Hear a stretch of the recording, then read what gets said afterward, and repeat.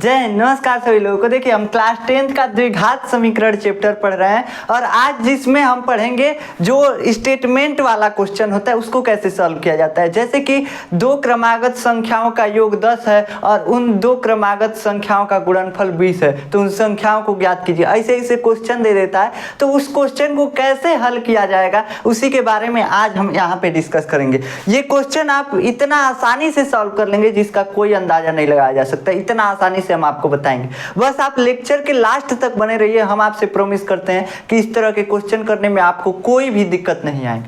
देखिए पहला क्वेश्चन हमारा 4.2 में ऐसा क्वेश्चन दिया हुआ है, प्रश्नावली 4.2 में द्विघात समीकरण का प्रश्नावली 4.2 जो है उसमें दिया हुआ है एक क्वेश्चन, दो क्रमागत धनात्मक पूर्णांक ज्ञात कीजिए जिनके वर्गों का योग 365 है। क्या दिया हुआ है?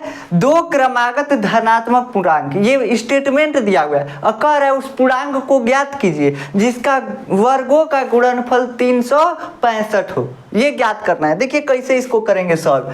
इसको सॉल्व करने का तरीका सिंपल है। ये द्विघात समीकरण बनेगा। पहले कैसे बनेगा अभी बना के हम आपको दिखाते हैं, तब आपको समझ में आएगा। कह रहा है दो क्रमागत पूर्णांक, दो क्रमागत वो धनात्मक पूर्णांक। पूर्णांक क्या होता है बाबू? 0 से 1 2 3 इधर तक जाइए अनंत तक, 1 2 3 4 5 6 7 8 अनंत तक। इधर माइनस में -1 -2 -3, इधर भी अनंत तक, माइनस अनंत तक। लेकिन ये कह रहा है धनात्मक पूर्णांक। क्या कह रहा है? दो क्रमागत धनात्मक पूर्णांक, मतलब 0 के इधर वाला धनात्मक होता है। तो ये सब तो पूर्णांक है, लेकिन इसमें कह रहा है धनात्मक, मतलब 0 के दाहिने तरफ वाला, +1 +2 +3। तो कह रहा है दो क्रमागत धनात्मक पूर्णांकों के वर्गों का योग कितना है? 365 है। तो वो पूर्णांक ज्ञात कीजिए। हम कहते हैं माना पहला पूर्णांक क्या है बाबू? पहला पूर्णांक बराबर x। तब दूसरा पूर्णांक क्या होगा? पहला पूर्णांक अगर x मान लिए तो ये कह रहा है क्रमागत धनात्मक पूर्णांक। जैसे हम पहला पूर्णांक अगर 2 मानते तो 2 के बाद क्रमागत का मतलब अगला, 2 के बाद क्या आता है? 3। अब 2 के बाद 3 लाने के लिए हम क्या किए हैं? 2 में 1 जोड़ दिए हैं, 2 में 1 जोड़े हैं तो ये 3 आ गया। ऐसे ही 3 का अगला क्रमागत का मतलब 3 का अगला पूर्णांक कैसे आएगा? 3 + 1 = 4। मतलब अगर क्रमागत ज्ञात करना है तो पहले वाले में 1 जोड़ दीजिए, दूसरा आ जाएगा, क्रमागत अगला आ जाएगा। तो पहले पूर्णांक में अगर 1 जोड़ दिया जाता है तो उसका अगला आ जाता है। ऐसे 4 में 1 जोड़ देंगे तो इसका क्रमागत अगला आ जाएगा 5। ऐसे 5 में 1 जोड़ देंगे तो 5 का अगला पूर्णांक आ जाएगा 6। तो अगर क्रमागत पूर्णांक बोल रहा है तो उसमें 1 जोड़ करके अगला पूर्णांक निकाल लिया जाता है। वैसे ही हम यहाँ पे करेंगे। पहला पूर्णांक तो हम मान लिए कि x है, दो क्रमागत पूर्णांक बोल रहा है तो हम माना पहला पूर्णांक जो है x है। तब क्या हो जाएगा? तब दूसरा क्रमागत पूर्णांक तब दूसरा क्रमागत पूर्णांक क्या होगा बाबू? जैसे 2 + 1 = 3 हो जा रहा है, 2 + 1 = 3, मतलब कि 2 में 1 जोड़ के अगला पूर्णांक ला रहे हैं 3। वैसे यहाँ पे x + 1 जोड़ करके अगला क्रमागत पूर्णांक आ जाएगा, है कि नहीं? तो क्रमागत पूर्णांक लाना है तो पहले पूर्णांक में 1 जोड़ दीजिए, ठीक ना? जैसे जोड़ेंगे अगला पूर्णांक आ जाएगा। अब क्या कहता है? अभी तक तो हम पता किए कि पूर्णांक क्या हो सकता है, x और x + 1 हो सकता है। मतलब 2 तरीके से पूर्णांक हम लिख सकते हैं। क्रमागत बोल रहा है इसलिए पहला अगर x है तो दूसरा x + 1। अगर पहला y रहता तो दूसरा रहता y + 1। अगर पहला z रहता तो दूसरा पूर्णांक रहता z + 1। मतलब 1 जोड़ करके ही हम क्रमागत पूर्णांक निकाल सकते हैं। अब प्रश्न क्या कह रहा है अब देखते हैं। प्रश्नानुसार मतलब प्रश्न के अनुसार क्या बोला जा रहा है कि दोनों पूर्णांकों के वर्गों का योग। पहले पूर्णांक का वर्ग कर लीजिए, x का स्क्वायर। पहला पूर्णांक x है, इसका वर्ग कर लिए। फिर दूसरे पूर्णांक का वर्ग x + 1, यानी दोनों पूर्णांकों के वर्ग का योग बोल रहा है। मतलब वर्ग करके जोड़ दीजिए, स्क्वायर करके जोड़ दीजिए। दोनों पूर्णांक के वर्ग हो गया, दोनों पूर्णांक का वर्ग का योग मतलब जोड़ कितना है? दिया हुआ है 365। कितना है बाबू 365। तो जो प्रश्न में बोला गया है बस वैसे करते जाइए। जो पूछा है पहले उसको मान लीजिए, जो पूछा है उसको मान लीजिए x, जो पूछा है उसको x। पहले पूछा है क्रमागत पूर्णांक बताइए, पूछा है ना पूर्णांकों को बताइए, तो आप क्या कीजिए कहिए माना पहला पूर्णांक x। क्रमागत पूछा है तो क्रमागत का मतलब अगला x+1 आ जाता, x+1 आ जाता अगला। अब जैसे प्रश्न बोल रहा है वैसे करते जाइए। कह रहा है कि दोनों पूर्णांकों के वर्गों को अगर जोड़ रहे हैं, योग कर रहे हैं, तो किसके बराबर आ रहा है 365 के बराबर आ रहा है। अब बस इसी समीकरण को आप सॉल्व कर दीजिए, आपका आंसर आ जाएगा। कैसे? तो देखिए x² प्लस ये किसके फार्मूले पे है, x+1 का होल स्क्वायर, x+1 का होल स्क्वायर। ये कैसा दिख रहा है, a+b के होल स्क्वायर के जैसा दिख रहा है, दिख रहा है कि नहीं।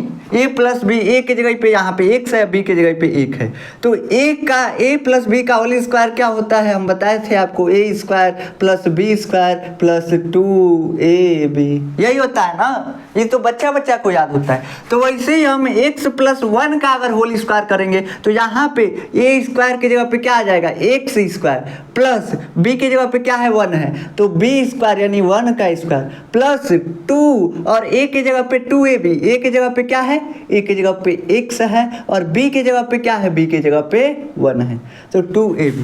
ये पॉइंट का मतलब गुणे का चिन्ह होता है, जब छोटा सा गुणे का चिन्ह लिखना होता है पॉइंट लगा दिया जाता है। ठीक, अब देखिए, अब इसको अगर आप सॉल्व करेंगे तो क्या आ जाएगा, x² + 1 + 2 गुणे 1 क्या हो जाएगा, 2 का नाम 2 और x। ठीक, यहाँ पे भी वही काम करेंगे, यहाँ पे भी वही x+1 का होल स्क्वायर निकालना है, तो a+b के होल स्क्वायर के फार्मूले पे x² + 1 का स्क्वायर प्लस 2 और गुणे 1 का मतलब x और b का मतलब 1 बराबर 365। बबुआ 365, बात वही है, x² प्लस x²। ये देखिए, अब इन दोनों को जोड़ दीजिए, x², एक x² मिलकर के 2 x², एगो गधा 2 गधा मिलकर के कितना गधा, 2 गधा। ठीक ना। तो देखिए ऐसे एक x², 2x², ठीक, प्लस 1 का स्क्वायर, 1 का स्क्वायर क्या होता है, 1 होता है। 1 का स्क्वायर का मतलब हुआ कि 1 गुणे 1, 2 बार 1 का नाम 1, ठीक ना। तो 1 का स्क्वायर 1 हो गया, x² मिलकर के 2x² और 1 का स्क्वायर 1 हो गया, और 2 में 1 का गुणा 2 का नाम 2 और x तो है, ये है बराबर 365। अब ये द्विघात समीकरण बन गया। कैसे, तो 2x² और इसको ले लीजिए पहले प्लस 2x और इसको बाद में लिख लीजिए, कोई फर्क पड़ा, अरे बाबू लो ना, 2 + 3 + 1 लिख रहे हैं, तब कितना आ रहा है, 2 3 5 1 6 आ रहा है। और यही हम लिख दिए 2 + 1 + 3, तो कोई दिक्कत है, 2 1 3 और 5 3 3 6 आ रहा है, 2 3 5 1 6 और 2 1 3 3 6, मतलब दोनों तरह से 6 आ रहा है। पलट के लिखिए, इधर उधर लिखिए, कोई फर्क नहीं पड़ता। अब ये 365 इधर प्लस में, इक्वल टू के इधर भेजेंगे माइनस में 365, और इक्वल टू के इधर 365 था, इसको इधर भेज लिए, अब कुछ नहीं बचा, 0 बचा। आप देखिए द्विघात समीकरण के रूप में बदल रहा है, 2x² प्लस 2x, और ये 365, 1 में से 365 घटाएंगे तो नहीं घटेगा, अब 365 में से 1 घटाएंगे तो 300 क्या बचेगा, 64। चिन्ह किसका लगता है, बड़े वाले का, जिसमें से घटाते हैं उसी का चिन्ह लगता है। 365 में से घटाए, 365 का चिन्ह माइनस है, इसलिए यहाँ पे 364 माइनस में आया है, बराबर 0। अब ये द्विघात समीकरण बन गया। अब इसको सॉल्व करना हम आपको पिछले लेक्चर में समझाए भी हैं और यहाँ पे भी एक बार बता देते हैं। क्या करना होता है, पहले हम क्या करते हैं, पहले यहाँ पे एक कॉमन कर लीजिए, 2 सब में देख रहे हैं कॉमन है, थोड़ा सा इक्वेशन को सिंप्लीफाई करने के लिए, इसमें भी 2 है, इसमें भी 2 है, 364 को भी 2 से काटा जा सकता है, मतलब सब में 2 है, 2 को कॉमन कीजिए तो x² प्लस x, यहाँ 2 को निकाल लिए हैं बाहर। क्या होता है, कॉमन का मतलब होता है जो कॉमन किए हैं उससे सब में भाग दीजिए, तो 2x² में अगर 2 से भाग देंगे, x² जो कि यहाँ पे लिखे हैं, यहाँ वैसे यहाँ पे 2x है तो 2x में अगर 2 से भाग देंगे तो क्या आएगा, x लिखे हैं। ठीक, अब 364 है, 364 में अगर 2 से -364, अगर इसमें 2 से भाग देंगे तो क्या हो जाएगा, 2 एक का नाम 2, 2 अट्ठे 16 और 2 दूना 4, 182। किस में आएगा, माइनस था तो माइनस में आएगा, -182 का बाबू, -182 और बराबर 0। ये कॉमन है। अब ये 2 जो है कुछ नहीं है तो यहाँ पे गुणे का चिन्ह है, 2 यहाँ पे गुणे के चिन्ह के साथ है, तो गुणे के चिन्ह के साथ है, इधर इक्वल टू के इधर भेजेंगे भग्गे में चला जाएगा, x² प्लस x माइनस 182 बराबर 0/2। जब भी किसी संख्या से 0 में भाग देते हैं तो पूरा 0 हो जाता है, अगर 2 से 0 में भाग देंगे 0 हो जाएगा, तो इसको 0 कर दीजिए पूरा। कैसे, तो x² प्लस x माइनस 182 बराबर 0। अब इसी द्विघात समीकरण को सॉल्व करना है। अभी तक हम क्या किए हैं, स्टेटमेंट को, कथन जो दिया हुआ था उसको हम मैथ के फॉर्म में लिखे हैं और उसी को सॉल्व कर रहे हैं, उसी को तबे से सॉल्व कर रहे हैं। और ये कुछ किए हैं नहीं किए हैं, यहाँ पे a प्लस बी के होल स्क्वायर से सॉल्व किए हैं, उसके बाद कॉमन लिए हैं, इधर उधर किए हैं, पक्षांतर वगैरह किए हैं, तब जाकर के हमारा द्विघात समीकरण मिल गया। एकदम सिंपल द्विघात समीकरण मिला। क्या मिला है, x² प्लस x माइनस 182 और बराबर 0। यही हमारा द्विघात समीकरण मिला। इसी को सॉल्व करते हैं। सॉल्व करने का तरीका, लास्ट वाला जो अचर पद होता है इसको x² के गुणांक से गुणा करते हैं। x² का गुणांक यहाँ पे कुछ नहीं है, 1 है, तो कितना हो जाएगा, 182, एक का नाम 182 गुणा कर दिए। अब 182 को ऐसे खंडों के रूप में तोड़िए जिनका योग या अंतर बीच वाले x के गुणांक के बराबर हो। 182 को ऐसे खंडों में तोड़िए, ऐसे गुणनखंडों में तोड़िए जिनका योग या अंतर x के गुणांक के बराबर आए। तो अगर 182 का आप गुणनखंड करते हैं तो 182 का गुणनखंड आपका आता है 12 और 16 भी आएगा, 12 और 16, 12 और 16, 16 को अगर 12 से गुणा करेंगे तो ये 182 आ जाएगा, है कि नहीं। और सारे गुणनखंड भी हो सकते हैं लेकिन इसका हमको जरूरत है। सोच के देखिए, कैसे सोचेंगे, 182 को ये कैसे तोड़ा जा सकता है, 182 बराबर 182 गुणे 1। 182 को अगर 2 से गुणा करके काटते हैं तो 182 बराबर कितना हो जाएगा, 182 का गुणनखंड 2 से भी निकालते हैं तो 9 और 1 91 आएगा। ठीक है, 91 गुणे 2 आएगा, मतलब 91 दूना 182। 182 को अगर 4 से काटते हैं तो 4 चौको 16 और 4 चौको 16, 4 से नहीं कटेगा, 6 से काटिए 36 18 नहीं कटेगा, 8 से काटिए 8 दूना 16, 8 दूना 16 और 2 22 नहीं कटेगा, 12 से ही कटेगा। अब 12 से काटेंगे तो 12 गुणे 16 आएगा, मतलब ये गुणनखंड इसका बनाया जा सकता है। अब इसमें से वह गुणनखंड चुनिए जिसका अंतर बीच वाली संख्या के बराबर आ जाए। सॉरी 12 और 16 नहीं आएगा इसका, 12 और 16, 16 दूना 32 कर दूँ और 16 का नाम 16 3, 16 और 3 19 हो जा रहा है ना, 192 हो जा रहा है। इसका गुणनखंड कितना आएगा बाबू, एक बार हम थोड़ा सा 14 13 आएगा, 14 13 आएगा, ये 14 13 आएगा, 12 16 नहीं आएगा, 14 और 13, 14 गुणे 13 करेंगे तो क्या आ जाएगा, 14 गुणे 13 करेंगे तो आ जाएगा 182। ठीक, आप गुणनखंड करके देख लीजिएगा। 14 का अगर 13 में गुणा करेंगे 182 आ जाएगा। हम गलती लिख दिए थे 12 और 16, ठीक ना, अंजादे लिख दिए थे इसीलिए। अब इसको कैसे हमको पता चला, तो देखिए पहले 12 का पहाड़ा पढ़े तो 12 से देख रहे हैं 182 कट रहा है, काट काट के देखना पड़ता है बाबू, 12 से 182 कट रहा है कि नहीं, थोड़ा सा मेहनत करना पड़ता है। तो 12 एक का नाम 12 बचा 6, 2 उतर गया, ठीक ना, 12 25 60, कितना आ गया, 2 हासिल आ गया, 2 शेष आ गया, 2 शेषफल आ गया। 15 बार में कटा लेकिन कट नहीं रहा है, तो 12 को छोड़िए। अब किससे काटिए, 14 से काटिए, क्योंकि ये सम संख्या से ही कटेगा, क्योंकि इसके लास्ट में सम संख्या है तो 13 नहीं लेंगे, 13 से ही कटेगा ही नहीं, हम पहले जानते हैं। तो 14 एक का नाम 14, 4 शेष बचा, 2 उतर गया, 42, 14 3 42, है कि नहीं, 14 3 42। तो ये कितना बार में कट गया, 14 और 13, 14 गुणे 13 करेंगे तो 14 13 इसका गुणा करेंगे 182 आ जाएगा, 182 आ जाएगा। ठीक, अब देखिए, हमको इसमें से ऐसा गुणनखंड चुनना है जिसका योग या अंतर बीच वाले x के गुणांक के बराबर हो। x का गुणांक यहाँ पे क्या है, 1 है। तो ऐसा चुनिए 182 प्लस 1 183, 182 माइनस 1 181, ये 1 के बराबर नहीं है। 91 में 2 जोड़िए, 91 में 2 घटाइए, 1 के बराबर कभी नहीं आएगा। 14 में से 13 घटाएंगे तो ये 1 के बराबर आ सकता है, 1 आ सकता है। तो उसी को हम लेंगे यहाँ पे एक्स स्क्वायर प्लस 14 माइनस 13, ये 14 माइनस 13 का मतलब 1, और 1 के बाद क्या है x, और माइनस 182 बराबर 0, ठीक ना, यही हुआ। तो अब क्या करेंगे बाबू, देखिए एक को ही हम 14 माइनस 13 लिखे। आप 14 माइनस 13 ही क्यों लिखे? 4 माइनस 3 भी लिख सकते थे, 2 माइनस 1 भी लिख सकते थे। 2 माइनस 1 का मतलब भी 1 होता है, 4 माइनस 3 का मतलब भी 1 होता है, लेकिन 14 माइनस 13 लिखे। काहे लिखे? कहे थे कि 182 का जब एक्स स्क्वायर के गुणांक में गुणा किए तो 182 आया। मतलब इनका गुणनफल, एक को जिस रूप में लिख रहे हैं उनका गुणनफल कितना आना चाहिए, इस 182 के बराबर आना चाहिए, 182 के बराबर आना चाहिए। यही देख के तब लिखा जाता है, ठीक ना।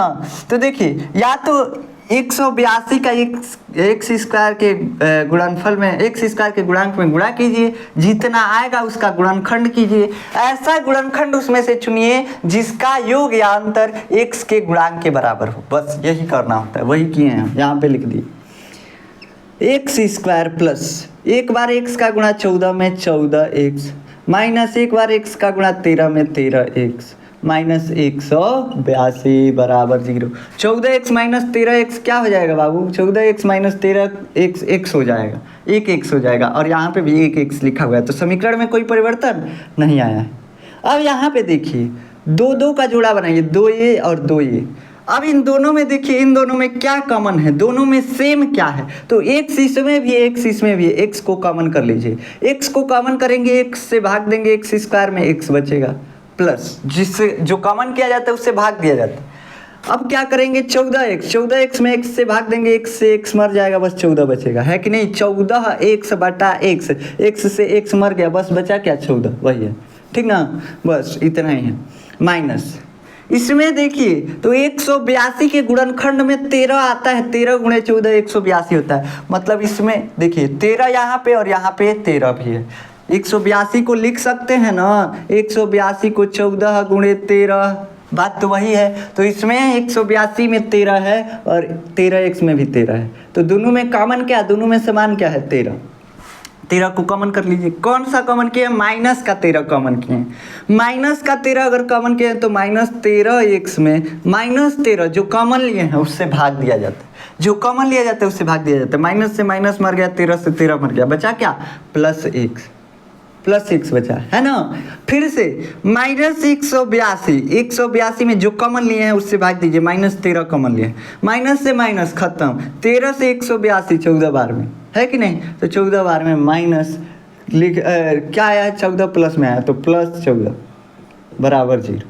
गुणनखंड विधि से समीकरण को सॉल्व करने का तरीका हम आपको बता रहे हैं, पिछले लेक्चर में भी बताए थे। अब इन दोनों में देखिए क्या कॉमन है, दोनों में सेम क्या है, तो x प्लस 14 दोनों में सेम है, और ये x और 13 तो अलग अलग है। तो हम जो सेम है उसको कॉमन कर लेते हैं, x प्लस 14 कॉमन कर लिए, x प्लस 14 कॉमन किए तो इसमें क्या बचा, x, और इसमें क्या बचा, माइनस 13 बराबर 0। अब एक बार इसको 0 के बराबर कीजिए, x प्लस 14 को, और एक बार इसको 0 के बराबर कीजिए, x प्लस 14 बराबर 0। अब ऐसा क्यों करते हैं, पिछले लेक्चर में हम बताए भी थे कि ये जो है ये गुणे में है, तो इसको एक बार 0 के नीचे भेजेंगे तो पूरा टर्म 0 हो जाएगा। तो x प्लस 14 बराबर 0, तो x प्लस 14 बराबर 0 वही लिखे हैं। इसको नीचे भेजेंगे तो सब 0 हो जाएगा, इधर या x प्लस 14, तो x प्लस 14 बराबर 0, है कि नहीं। तो x प्लस 14 बराबर 0। अब एक बार इसको नीचे भेजेंगे 0 के बट्टे में, ये गुणे में है ना जी, x प्लस 14 गुणे x माइनस 13 है, तो x प्लस 14 को इधर गुणे में इधर जाएगा भागे में जाएगा, तो ये 0 हो जाएगा, बचेगा क्या, x माइनस 13 बराबर 0, है कि नहीं। तो इसीलिए x बराबर माइनस 14 आंसर आया, एक आंसर, और दूसरा आंसर हमारा क्या आ जाएगा, x बराबर, ये माइनस में 13 उधर जाएगा प्लस में 13, तो दूसरा आंसर 13 प्लस में आया। तो मतलब दो ऐसी संख्याएं हैं दो ऐसी संख्या है लेकिन एक संख्या तो हमारा आया माइनस में। दो ऐसी संख्याएं हैं लेकिन एक संख्या तो हमारा आया माइनस में 14 आया और ये 13 आया। लेकिन हमको क्या करना है, हमको संख्या जो है, संख्या कौन सा लेना है, धनात्मक संख्या कौन सा लेना है बाबू, धनात्मक, क्योंकि बोला है धनात्मक पूर्णांक चाहिए। कैसा पूर्णांक, धनात्मक। तो दो आंसर द्विघात समीकरण का आता है लेकिन ये आंसर हम नहीं लेंगे, ये लेंगे कौन सा हम 13। तो x जो है, x पहला पूर्णांक है तो x बराबर 13 आ गया। और अगला पूर्णांक क्या होता है, x प्लस 1। तो x प्लस 1 बराबर हम क्या लिखेंगे, x की जगह पे 13 और प्लस 1 बराबर 14। तो दूसरा पूर्णांक 14 है, पहला पूर्णांक 13 और दूसरा पूर्णांक 14 है। तो लिखेंगे अतः दोनों क्रमागत पूर्णांक, क्रमागत धनात्मक पूर्णांक क्या है बाबू, 13 तथा 14 है, 13 तथा 14 है। देखिए क्रमागत भी है 13 14, ठीक ना। तो ये हमारा पहले क्वेश्चन का आंसर आ गया। इसको आप चाहें तो स्क्रीनशॉट ले सकते हैं। अब हम अगला क्वेश्चन पे बढ़ते हैं जो कि बहुत इंपॉर्टेंट है। क्या है, एक समकोण त्रिभुज की ऊंचाई इसके आधार से 7 सेंटीमीटर कम है। यदि कर्ण 13 सेंटीमीटर का हो तो अन्य दो भुजाएं ज्ञात कीजिए। नहीं समझ में आया, देखिए हम समझाते हैं, एकदम सिंपल है। क्या कह रहा है, समकोण त्रिभुज। पहले बोला है क्या, समकोण त्रिभुज। एक समकोण त्रिभुज की ऊंचाई, पहले तो समझिए इस समकोण त्रिभुज क्या होता है। समकोण त्रिभुज क्या होता है, तो इस आप पढ़े होंगे 9th में भी कि समकोण त्रिभुज कुछ नहीं है जिसमें कम से कम एक कोण, कम से कम ऐसा त्रिभुज जिसमें कम से कम एक कोण 90 डिग्री हो तो उसको बोलेंगे समकोण त्रिभुज। जैसे कि यहाँ पे एक 90 डिग्री का कोण बनाते हुए ऐसे एक त्रिभुज खींच दीजिए, ये क्या है, समकोण त्रिभुज। तो बोला एक समकोण त्रिभुज है जिसकी ऊंचाई जो है इसके आधार से 7 सेमी कम है। मतलब अगर इसको आधार को हम x मान लें तो इसकी ऊंचाई x - 7 हो जाएगी। आधार से 7 सेमी कम है। ये लंब होता है, देखिए लंब या ऊंचाई होता है, लंब या ऊंचाई। और इसको बोलते हैं आधार, जो नीचे वाला होता है। यहाँ पे अगर कोण रहेगा तो ठीक, इस कोण के रेफरेंस में हम बोल रहे हैं। तो अगर इसको नीचे वाले को हम क्या बोलेंगे, आधार बोलते हैं, और ऊपर वाले को क्या बोलते हैं, कर्ण बोलते हैं। तो समझ में आया, ये लंब है, ये आधार है और ये कर्ण है। 90 के सामने वाला हमेशा कर्ण होता है। ये 90 डिग्री है ना, तो इस 90 के सामने वाला हमेशा कर्ण होता है। थीटा के सामने वाला हमेशा लंब होता है और थीटा के पास वाला हमेशा आधार होता है, ठीक ना। कोण के सामने वाला कोण, जो भी हम जिस कोण के रेफरेंस में बोल रहे हैं उसके सामने वाला लंब, और जिस कोण के रेफरेंस में बोल रहे हैं या आधार हो जाता। अगर ये कोण लेते तो उल्टा हो जाता, तब है आधार हो जाता है, लंब हो जाता है, ठीक ना। तो इस कोण के रेफरेंस में हम बोल रहे हैं तो ये लंब होगा, ये आधार होगा। ये सब ट्रिग्नोमेट्री का है। बस आप समझिए कि ऊंचाई ये है और ये आधार है, ये ऊंचाई है, ये आधार है और ये कर्ण है, बस यही है, ठीक ना। अब क्या बोला है, कह रहा है कि इसका ऊंचाई जो है इसके आधार से 7 सेमी कम है। तो हम माने आधार जो है x है, आधार x है, तो ऊंचाई इसमें से 7 घटा देंगे तो आ जाएगा, है कि नहीं बबुआ, है कि नहीं। देखो ना, कह रहे हैं कि 7 जो है 14 से 7 कम है, 14 से 7 कम है, तो 14 में से 7 घटा देंगे 7 आ जाएगा कि नहीं, है कि नहीं। 14 में से 7 घटा देंगे 7 आ जाएगा। वही यहाँ पे भी किए हैं। कह रहा है कि आधार से 7 कम है ऊंचाई, तो आधार में से 7 घटा देंगे, ऊंचाई के बराबर हो जाए, बात खत्म है। तो हम कहते हैं माना समकोण त्रिभुज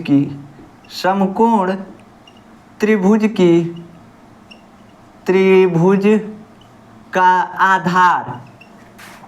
आधार बराबर कितना, x। आधार कितना मान लिए, x मान लिए। अतः समकोण त्रिभुज की ऊंचाई बराबर कितना हो जाएगा, x - 7, ठीक ना। अब लिखते हैं प्रश्नानुसार। प्रश्न में अब क्या बोल रहा है, वैसे तो ये भी प्रश्न के अनुसार ही हम लिखे। अब क्या प्रश्न में बोल रहा है, अब बोल रहा है कि यदि कर्ण 13 सेंटीमीटर हो तो अन्य दो भुजाएं ज्ञात कीजिए। कर्ण दिया हुआ है हमको, कर्ण क्या दिया हुआ है, कर्ण बराबर दिया हुआ है 13 सेंटीमीटर, 13 सेंटीमीटर। अब इसको सॉल्व करने के लिए आपको एक फार्मूला पता होना चाहिए जिसको बोलते हैं पाइथागोरस प्रमेय। पाइथागोरस प्रमेय कहता है कि कर्ण का स्क्वायर जो होता है लंब के स्क्वायर प्लस आधार के स्क्वायर के बराबर होता है, आधार के स्क्वायर के बराबर होता है।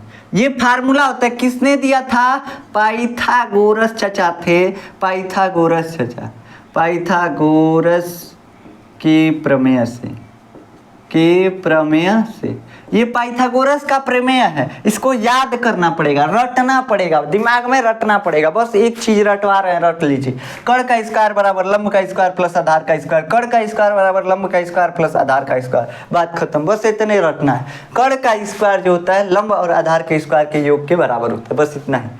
कर्ण हमको दिया हुआ है 13 सेंटीमीटर, तो 13 सेंटीमीटर का स्क्वायर, कर्ण का स्क्वायर क्या हो गया 13 सेंटीमीटर बराबर लंब या ऊंचाई हम क्या माने हैं, लंब या ऊंचाई x माइनस 7 आया है, हम ज्ञात किए हैं, तो x माइनस 7, तो x माइनस 7 का होल स्क्वायर, लंब का स्क्वायर हो गया, प्लस आधार कितना माने हैं, x माने हैं, तो आधार का स्क्वायर।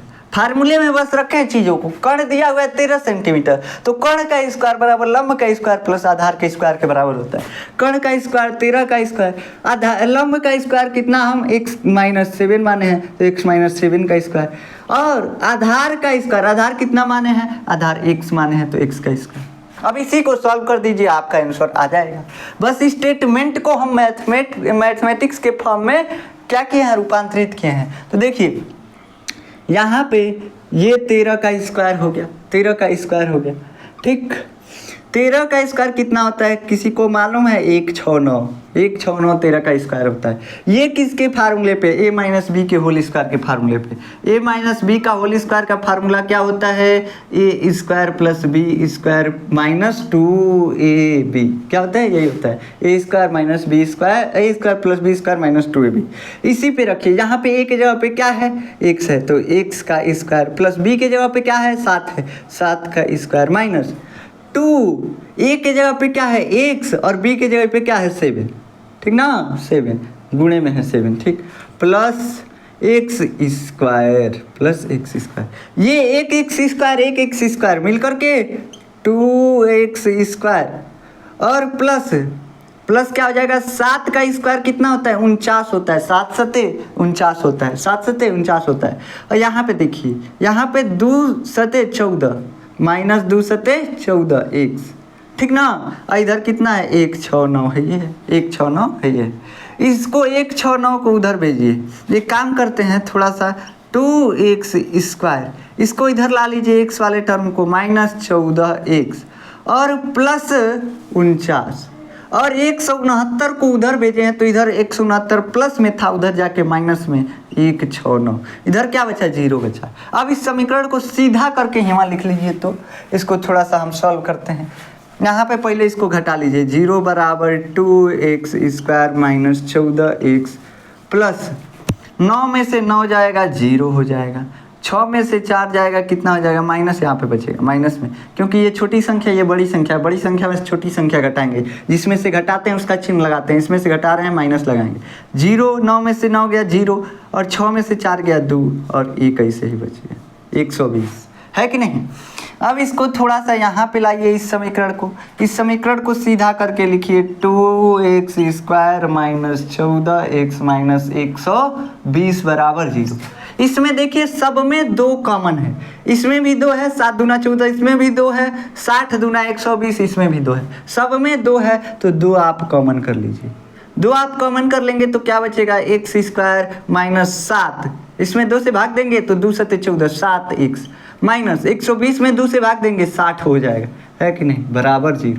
2 इधर क्या है, गुणे में है, इधर जाएगा भगे में, 0 के भगे में आ जाएगा, और जब भी 0 के भगे में कोई चीज़ जाता है सब टर्म 0 हो जाता है, तो x square minus 7x minus 60 बराबर 0। कैसे कि 2 भगे में लो ना बाबू, है 2 जो है ना, इसको इधर भेजो बट्टे में जैसो भेजोगे क्या हो जाएगा, 0 हो जाएगा पूरा, ठीक ना, तो 0 हो गया। अब देखिए, अब इस समीकरण को, इस द्विघात समीकरण को सॉल्व कीजिए। 60 और x स्क्वायर का गुणांक 1 है, तो इसका गुणा कितना आ गया 60। अब 60 का ऐसा गुणनखंड करो जिसका योग या अंतर 7 के बराबर हो, योग या अंतर 7 के बराबर हो। तो इसका ऐसा गुणनखंड करते हैं। 6 दहा में 60 होता है, मतलब 6 गुणे 10 हो गया। और क्या हो सकता है 60 का, और क्या हो सकता है 15 चौके 60 होता है, ठीक है 15 चौके भी 60 होता है। 60 को और किस गुणनखंड के रूप में लिख सकते हैं, 12 25 60 होता है, 12 गुणे 5 लिख सकते हैं, 60 गुणे 1 लिख सकते हैं। बहुत सारा इसका गुणनखंड हो सकता है, 20 तिहाई 60 हो सकता है कि नहीं, 30 दूना 60 हो सकता है। तो बहुत सारे गुणनखंड हो सकते हैं, लेकिन लेंगे कौन, हम लेंगे ये 12 और 5 वाला। जैसे हमको 12 5 दिखा, मालूम चल गया 12 में से 5 घटाएंगे 7 बचेगा, 12 में से 5 घटाएंगे 7 बचेगा, तो वही वाला हम यहाँ पे यूज करेंगे। यहाँ पे क्या लिखेंगे, x स्क्वायर माइनस 12 माइनस 5, किस में लिखेंगे, कोष्टक में। 7 की जगह पे लिखें 12 माइनस 5 और गुणे x, ठीक ना, और माइनस 60 बराबर 0। 7 की जगह पे 12 माइनस 5, 12 माइनस 5 क्या होता है 7 होता है, ठीक ना। x स्क्वायर माइनस, इधर x का गुणा यहाँ पे कुछ नहीं है तो 1 है, तो x का गुणा माइनस 1 से करेंगे तो कितना हो जाएगा, 1 गुणे माइनस 1 क्या हो जाएगा, माइनस x हो जाएगा, है कि नहीं। अब माइनस x से आप 5 में गुणा कीजिए और 12 में एक बार गुणा कीजिए। चलिए माइनस x से 12 में गुणा करेंगे तो माइनस 12, ठीक है, माइनस 12x। x से माइनस x से, ये देखिए x और 1 माइनस 1 का गुणा कुछ नहीं है, तो इसमें भी गुणे में, इसमें भी गुणे में, इन दोनों का गुणा हो जाएगा कि नहीं हो जाएगा। तो x माइनस 1 बराबर माइनस x, और माइनस x का गुणा जब आप प्लस 12 में करते हैं तो ये 12x माइनस में, 12x माइनस में। वैसे ही माइनस 5 में अगर आप माइनस x का गुणा करते हैं तो माइनस माइनस मिलके प्लस 5x आ जाएगा, है कि नहीं। तो वैसे यहाँ पे प्लस 5x और माइनस 60 बराबर 0, माइनस 60 बराबर 0। सब में इसका जोड़ा बनाइए, इसका जोड़ा बनाइए। कॉमन क्या लेना है, इन दोनों में से कॉमन, इन दोनों में से कॉमन लीजिए, x कॉमन लीजिए, क्योंकि इसमें भी x है, इसमें भी x है, x इसमें भी x इसमें भी है, तो x से x स्क्वायर में भाग देंगे, x हो जाएगा माइनस माइनस, यहाँ पे क्या बचेगा, x से x खत्म हो जाएगा, 12 बचेगा, है कि नहीं। प्लस इसमें क्या लीजिए, इसमें कॉमन 5 दिख रहा है, क्यों, क्योंकि यहाँ भी 5 है, यहाँ भी 12 25 60 होता है, 12 25 60, तो 60 में भी 5 है, तो इसको अगर कॉमन करेंगे तो यहाँ पे 5 से भाग देंगे x बचेगा, यहाँ पे 5 से भाग देंगे माइनस 12 बचेगा, है कि नहीं, बराबर 0, बबुआ का 0। अब इन दोनों में देखिए तो x माइनस 12 सेम है, इनको कॉमन कर लीजिए, x माइनस 12। दूसरे कोष्टक में क्या बचेगा, x प्लस 5 बराबर 0। अब एक बार इसको 0 कीजिए, x माइनस 12 बराबर 0 और x प्लस 5 बराबर 0। क्यों 0 करना है ये भी हम बता चुके हैं, ये तो आप मिटा ही दीजिए, क्योंकि इससे आप लोग कंफ्यूज होंगे, ठीक ना। तो अब क्या करेंगे, अब x बराबर क्या करेंगे, इसको माइनस 12 है, उधर जाएगा प्लस 12, इसको भी सॉल्व कीजिए तो इसका क्या हो जाएगा, इसको मतलब एक हमारा आंसर आ गया प्लस 12, x का मान प्लस 12, और x का मान एक और क्या आ सकता है, x बराबर माइनस 5। पूछा क्या है, पूछा है हमसे क्या ये पूछा है आधार और लंब के बारे में, ये नहीं पूछा है अन्य दो भुजाएं ज्ञात कीजिए, वही अन्य दो भुजाएं, कर्ण के अलावा अन्य दो भुजाएं आधार और लंब है। पहला हम आधार क्या माने हैं, माइनस वाला टर्म छोड़ दीजिए, आप माइनस वाला लेकर के भी सॉल्व कर सकते हैं, माइनस वाला नहीं लिया जा सकता है, सॉरी माइनस वाला नहीं लिया जा सकता है, क्यों, क्योंकि लंबाई माइनस में तो नहीं हो सकता है, लंबाई माइनस में कभी नापते हैं कि माइनस इतना सेंटीमीटर लंबा है, नहीं नापते हैं, तो लंबाई माइनस में नहीं हो सकता, इसलिए माइनस वाला हटा दीजिए। कौन लेंगे, x का मान 12 लेंगे, प्लस 12। तो हम आधार को क्या माने हैं, आधार बराबर x, और x बराबर कितना आया है 12, तो ये जो आधार हो जाएगा 12 सेंटीमीटर। अब लंब क्या है बाबू, तो लंब है x माइनस 7, यही माने हैं लंब या ऊंचाई जो है x माइनस 7 सेंटीमीटर, x का मान 12 और माइनस 7 बराबर 5 सेंटीमीटर। तो ये हमारा दोनों आ गया, ये जो है 5 आया, ये जो है 12 आया, ठीक। तो दोनों भुजाएं हम ज्ञात कर चुके हैं। दोनों भुजाएं ज्ञात कर चुके हैं। तो आशा है कि आपको ये जो क्वेश्चन है ये समझ में आया होगा, ये लेक्चर भी आपको अच्छे से समझ में आया होगा, कैसे द्विघात समीकरण हल किया जाता है, ये सारी चीज़ें भी हम आपको इसमें बताए हैं, ठीक ना। तो आशा है कि आप समझे होंगे सारी चीज़ों को और अच्छे से आप पढ़ेंगे भी। देखिए आपको जो भी क्वेश्चन हम छोड़े हैं 4.2 में वो करना है। जो पहले का क्वेश्चन हो तो पहले लेक्चर में करा दिए हैं पहला क्वेश्चन, इसमें दूसरा क्वेश्चन दूसरा उदाहरण से दिया हुआ है, उदाहरण भी आपको करना है। नहीं हो पाएगा नोट्स है, नोट्स जाके देखिएगा, वहाँ से कीजिएगा, कई बार करने की कोशिश कीजिए। ये नहीं सोचिए कई बार करेंगे तो लोग क्या कहेंगे, लोग क्या कहेंगे इसी में दुनिया मरा हुआ है। अगर शेर ये सोचने लगे कि गिद्धर हम अगर शिकार करते हैं तो आके खाने लगेगा, तो शेर कब शिकार नहीं करेगा। तो ये सोचना बंद कीजिए कि लोग क्या कहेंगे, लोग को कहने दीजिए। शेर जैसे लोमड़ी गिद्धर को अपना शिकार खाने देता है, बचा खुचा शिकार, वैसे ही लोगों को कहने दीजिए जो कहना है, लेकिन आप सॉल्व कीजिए। आंसर भले लेट से आ रहा है, कम से कम सॉल्व तो हो रहा है ना। बस इतने से मतलब है कि आप मैथ को सॉल्व कीजिए। देखिए मैथ जितना आप सॉल्व करते हैं उतना आपको मैथ अच्छे से आएगा, जितना ज़्यादा इस पे समय देंगे उतना ज़्यादा भी आपको समय बचाएगा आपका, ठीक ना। ये इस पे जितना समय आप देंगे इतना समय ये बचाता है। आपको हम हर बार समझाते हैं। अगर आपको नोट्स चाहिए डिस्क्रिप्शन में जाएंगे, टेलीग्राम का लिंक मिलेगा, वहाँ से टेलीग्राम चैनल से आप फुल नोट्स डाउनलोड कर सकते हैं। वैसे तो हम पोस्ट भी डालते हैं, लेकिन पोस्ट में 10 पेज का ही डला पाता है, तो उसमें 10 पेज का ही नोट्स होता है, फुल नहीं हो पाता है, ठीक। तो अगर आपको नोट्स चाहिए तो आप जाकर देखेंगे टेलीग्राम पे, वहाँ पे मिलेगा। हाँ, नोट्स लिखने के लिए हम आपको नहीं देते हैं, मैथ का नोट्स लिखने के लिए, छापने के लिए कभी नहीं देते हैं। हम देते हैं इसलिए ताकि आपका अगर क्वेश्चन फंसे तो आप वहाँ से जाकर के देख सकें कैसे सॉल्व हुआ, ठीक ना। तो बस आप क्वेश्चन देखने के लिए वहाँ पे नोट्स का यूज कर सकते हैं। तो मिलते हैं नेक्स्ट लेक्चर में, तब तक के लिए जय हिंद।